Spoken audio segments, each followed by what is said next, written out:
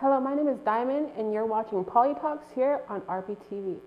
Today, our special guest is Finance Minister Bill Morneau. He's a part of Prime Minister Justin Trudeau's Liberal Party cabinet since November 2015. Welcome.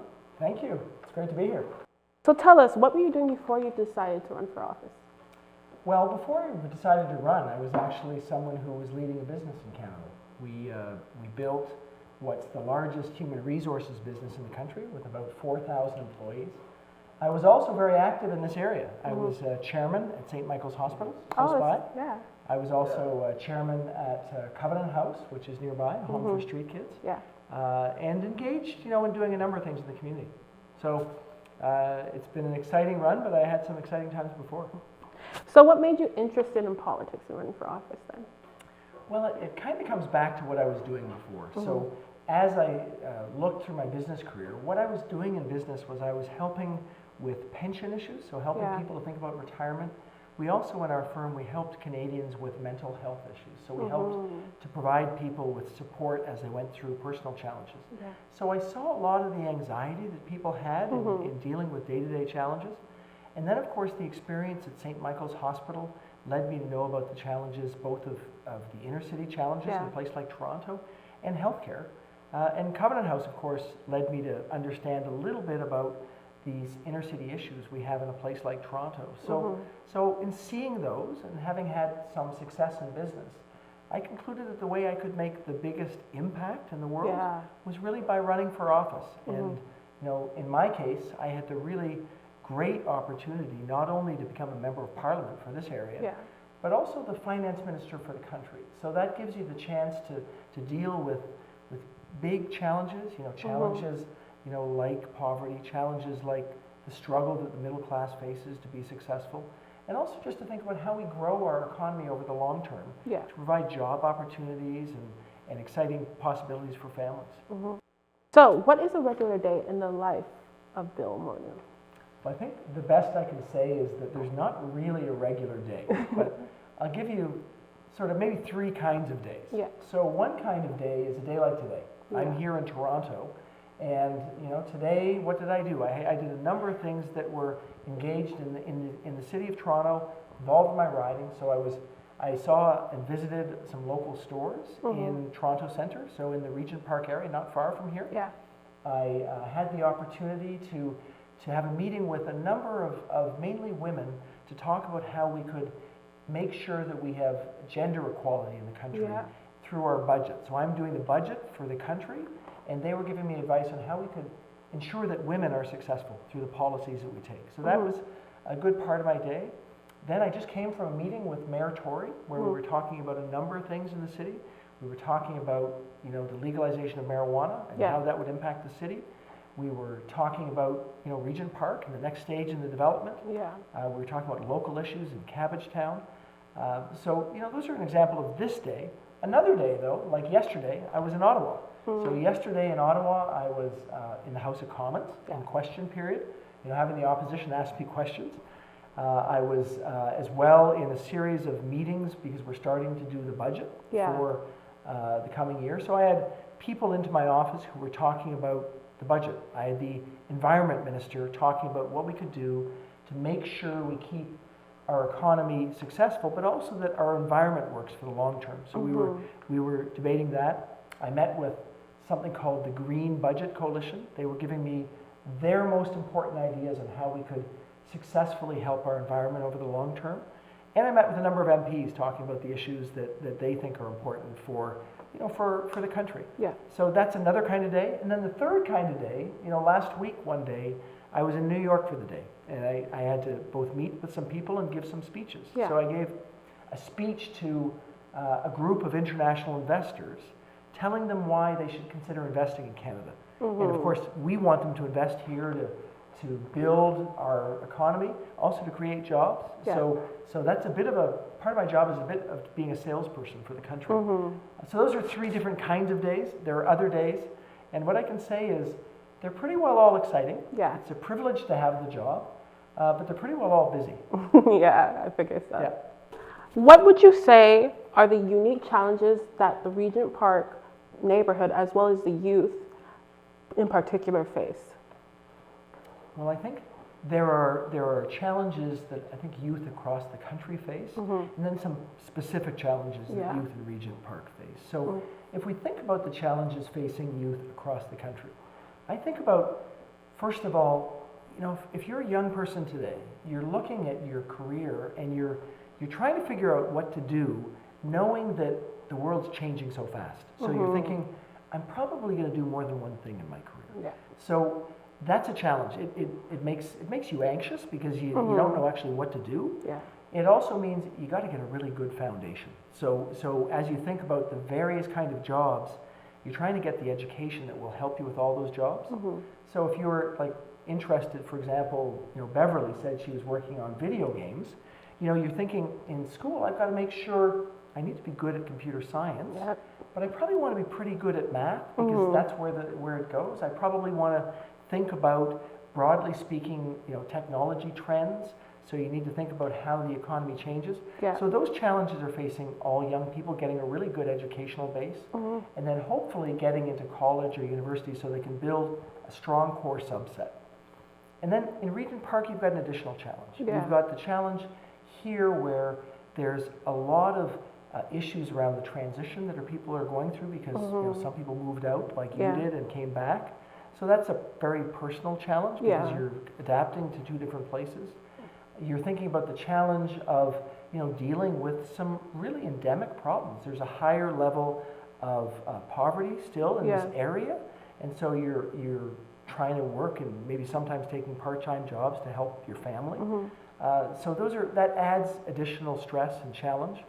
But what I've been really enthused about and excited about is seeing some of the great success stories here in Regent Park. Yeah. I had the opportunity a couple of weeks ago to watch a film about the journey, about the change in Regent Park, and it sort of makes you really see what can be created and what change can happen because, you know, Regent Park has had some great opportunities over the years. Families raised their families here.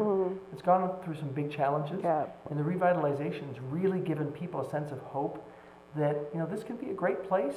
It always has had great families, and there is a future. Yeah. But you know the challenges as you go through change are pretty great. So how is the government responding to these challenges? Well, we're responding in a lot of ways. First, we've really set out to try and help with sort of middle-class success. So, and what we mean by that is how do we help families at a time when they're trying to raise their kids? Yeah. So we introduced a new, what we call the Canada Child Benefit. Yeah. What that does is it gives a benefit to families for their children when they're under 18 that allows them to basically have more money during the time when they're raising their kids. Yes. So that policy alone, in this year, what it's going to mean is there'll be about 300,000 fewer children in the country that are living in poverty. Yeah. So you deal with it first by dealing with poverty and challenges of families. So we're doing that. One of the things we announced yesterday was a national housing strategy. So when you think about the Regent Park challenge, it's, for many people, the affordability of the places that they want to live. Yeah. So our strategy included how we can work together with the provinces to build new units, how we can renovate existing places, and also how we can give what is a benefit to families, a benefit that they can use towards housing so that they can actually afford to pay for, you know, what is a significant cost for themselves. So a national housing benefit. Yeah. So, you know, dealing with challenges that families have in raising their kids, dealing with poverty issues, trying to help people get into a house, a home that they can call their own. These are some of the elements of a strategy that we think will make a really important long-term difference nationally, but also make a really big difference here in a place like Regent Park.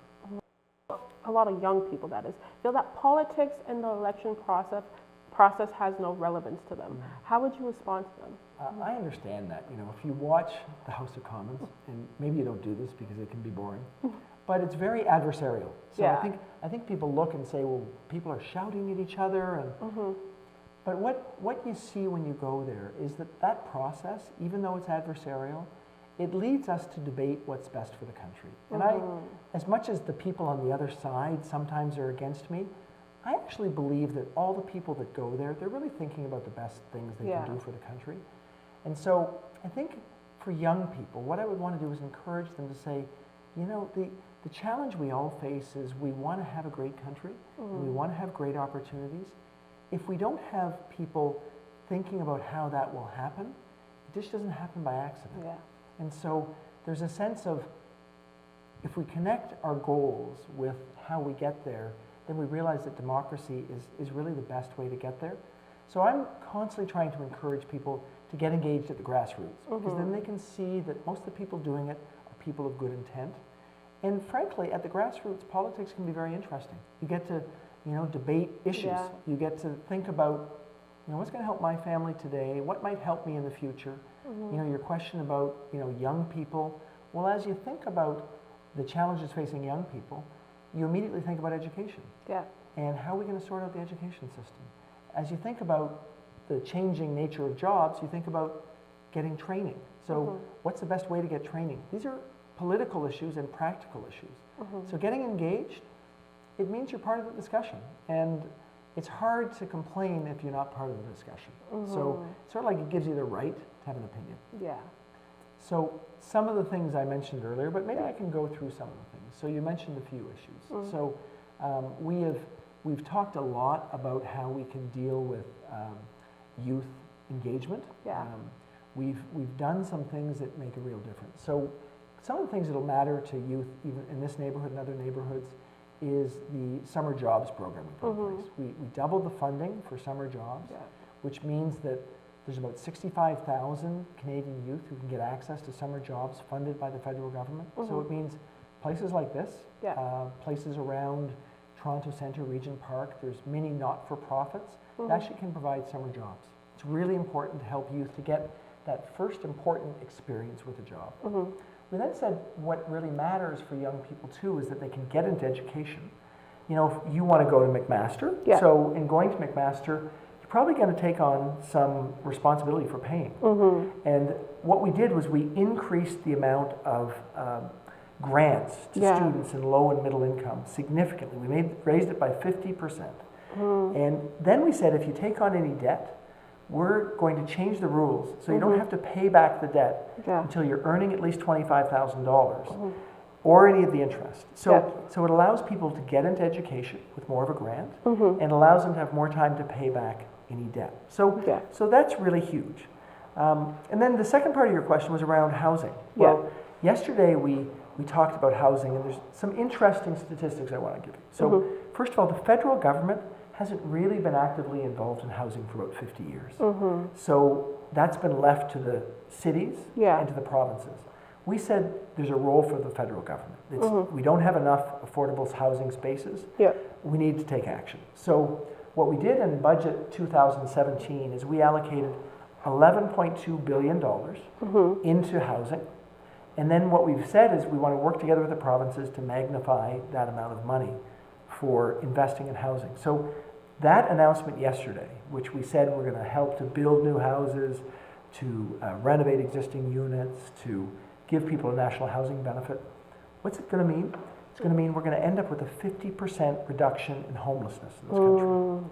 It means we're going to end up with 500,000 people who will have a key to their own home through the benefit that we're helping them with. So it's strategies like those that really give people an opportunity to be successful, because as we know, if you don't have a place to live, it's pretty hard to get out and do this job or to go to school, and we're trying to get at that. So the way I think about it is these are all coordinated efforts. I mean, you think about the child care benefit to help families to raise their children. You think about how do you help those children get job experiences? How do you help the kids with university or college education? And then, what you want to try and do is make sure that when they graduate, they have access to housing so they can pursue their dreams. So what I would tell you is, we think we're making a real impact on these challenges. There's a lot more work to be done. It's one of the things about, government life is there's always another challenge around the corner. But it feels like we're making progress. And the good news is, right now, the economy is doing really well. So it gives us the opportunity to invest in the future, which for young people means there's, a bright future. So it's so far so good. So lastly, do you have anything else you would like to add before we wrap up? Well, I would like to say that it's great to be here. This is the sort of venture that makes a real difference. I mean, obviously, your mission, which is to make sure that people have a good understanding of Regent Park and the kind of exciting opportunities that come from here is great. And for me, seeing the opportunity for young people to come together in a place like this is inspiring. And I hope for you it works out, and for all of the people working here. We thank Finance Minister Bill Morneau for joining us today. Sadly, we're all out of time for this session. I'm Diamond, and you were watching Politalks here on RPTV.